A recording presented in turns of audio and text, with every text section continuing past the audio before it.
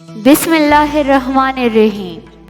دل بہت قیمتی ہے، کوشش کرو اس میں وہی رہے جو رہنے کے قابل ہو۔ جس نے بن مانگے عطا کیا، وہ مانگنے پر کیوں مایوس کرے گا۔ اللہ کے سپرد کہنے کی فضیلت۔ مجاہد بیان کرتے ہیں کہ میں اور میرا ایک ساتھی عراق کے لیے نکلے تو سیدنا عبداللہ بن عمر ہمارے ساتھ چلنے لگے۔ الوداع کا مرحلہ آیا تو سیدنا عبداللہ بن عمر کہنے لگے، تمہیں دینے کے لیے اور تو میرے پاس کچھ نہیں، البتہ میں نے رسول کریم سے سنا ہے کہ اللہ کے سپرد کی ہوئی چیز ضائع نہیں ہوتی، چنانچہ میں تم دونوں کا دین، امانت اور آخری عمل اللہ کے سپرد کرتا ہوں۔ دعا میں اتنی طاقت تو ہوتی ہے کہ وہ لکھی ہوئی تقدیروں کو بھی بدل سکتا ہے، اور جس رب نے اپنے بندے کی دعا مچھلی کے پیٹ سے سنی، پھر وہ کیسے تمہاری دعا نہیں سنے گا۔ کبھی کبھی زندگی اس جگہ آ پہنچتی ہے جہاں سے کوئی راستہ نظر نہیں آتا اور واپسی کا کوئی تصور نہیں ہوتا، پھر دعاؤں سے معجزے ہوتے ہیں، کن فیکن سے تقدیر بدل جاتی ہے۔ بس صبر اور اللہ پر بھروسہ ضروری ہے۔ جب اللہ تمہیں انتظار کے ذریعے آزماتا ہے تو شیطان دعا پوری نہ ہونے کے وسوسے تمہارے دل میں ڈالتا ہے۔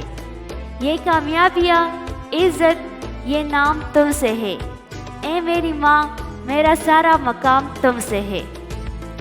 اچھے لوگوں سے اللہ امتحان بہت لیتا ہے پر ساتھ نہیں چھوڑتا، اور برے لوگوں کو بہت کچھ دیتا ہے مگر ساتھ نہیں دیتا۔ اخلاق یہ ہے کہ اللہ کی رضا کے لیے اپنی مرضی کو بداخلاق نہ ہونے دے۔ دنیا کا خوبصورت ترین انسان وہ ہے جسے مشکل میں آواز دینا آسان ہو۔ اپنی ذہنی صحت کا خیال رکھنے میں یہ بھی آتا ہے کہ جو لوگ بضد ہو، آپ کو غلط سمجھنے پر ان سے بحث نہ کی جائے، اور جتنا ہو سکے کنارہ کشی اختیار کر لی جائے۔ عورت کبھی دو ٹکے کی نہیں ہوتی، ماں جنت، بہن عزت، بیٹی رحمت اور بیوی ہمسفر ہوتی ہیں۔ اگر اللہ نے وہ لے لیا جسے کونے کا تم تصور بھی نہیں کر سکتے تھے، تو یقیناً وہ کچھ ایسا بھی دے گا جسے پانے کا تم نے سوچا بھی نہیں ہوگا۔ اپنی نعمتوں کو ان لوگوں کے سامنے ظاہر نہ کرے جو آپ سے حسد رکھتے ہیں۔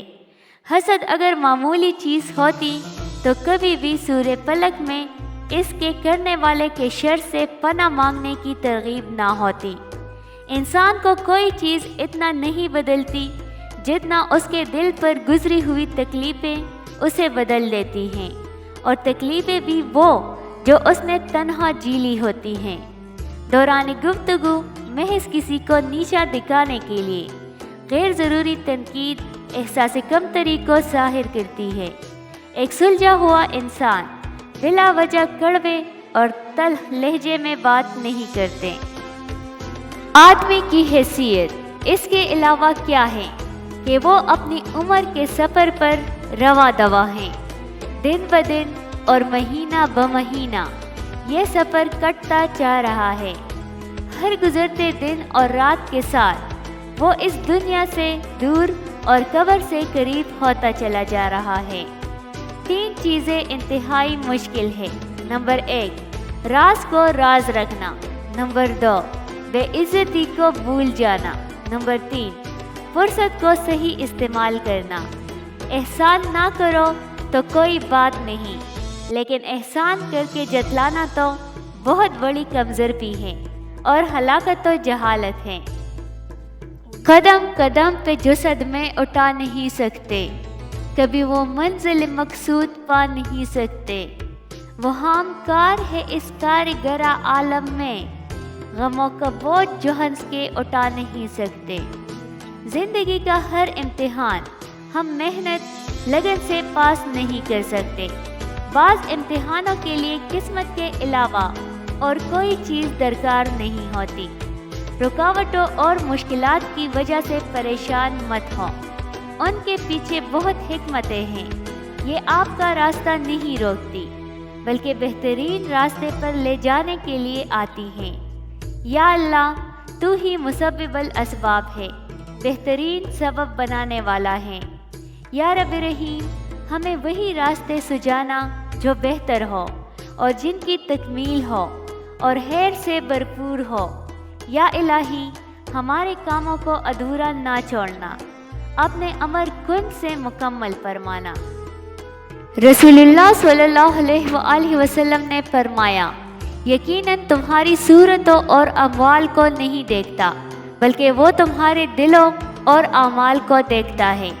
نبی اکرم کا ارشاد ہے، اتنے عمل کا بوجھ اٹھاؤ جتنے کی تمہیں طاقت ہو، کیونکہ بہترین عمل وہ ہے جس پر زیادہ پابندی کی جائے اگرچہ توڑا ہو۔ حسد سے دور رہو، کیونکہ حسد نیکیوں کو اس طرح کھا جاتا ہے جس طرح آگ خشک لکڑیوں کو۔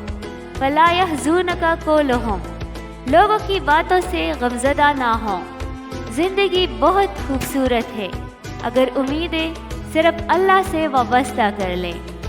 جن گھروں میں اللہ پاک کا ذکر ہوتا ہے وہاں سکون، محبت اور برکت نظر آتی ہے۔ اللہ کی قربت کا بہترین راستہ عاجزی ہے۔ درد اللہ سے بانٹ لو تو روح کو بھی سکون آ جاتا ہے۔ پھول اپنے ساتھ والے پھول کا مقابلہ کرنے کے بارے میں نہیں سوچتے، وہ بس کھلتے ہیں۔ اللہ سے باتیں کیا کرو، اداسیاں ختم ہو جاتی ہیں۔ ہمیشہ خوش رہنے کی کوشش کرے، اداس رہ کر بھی کون سے مسئلے حل ہو جاتے ہیں۔